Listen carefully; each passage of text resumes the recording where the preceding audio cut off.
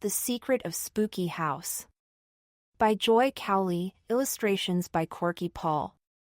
In Spooky House, the monster family was at the table. Mr. and Mrs. Monster were having supper. The monster child was crying and screaming. "Beetles! Beetles!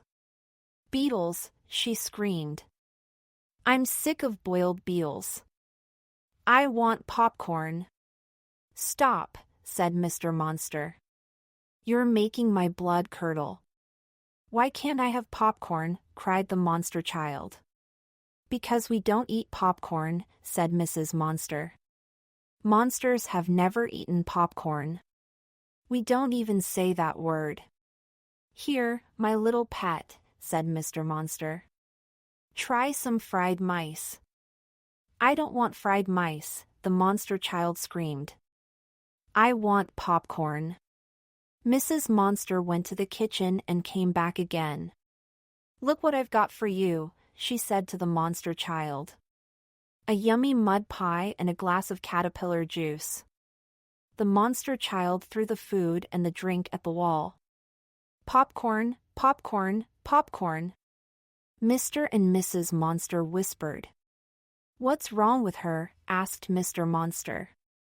"She's not sick," said Mrs. Monstead.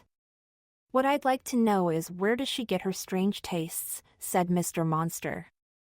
The monster child was still screaming.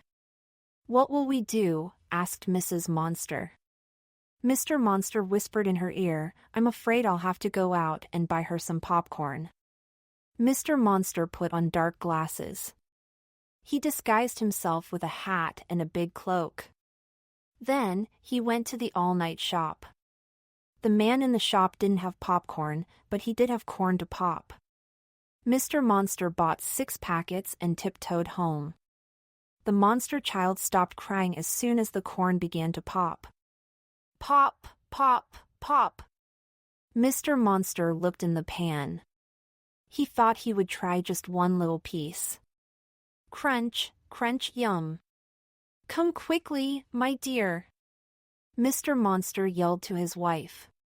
"Dig your fangs into this. It's delicious." The monster family thought popcorn was so good that they bought sacks full of corn and popped it every night. Every night, strange noises came from Spooky House. Pop, pop, pop. Crunch, crunch, crunch. "I hope the neighbors never find out," said Mr. Monster.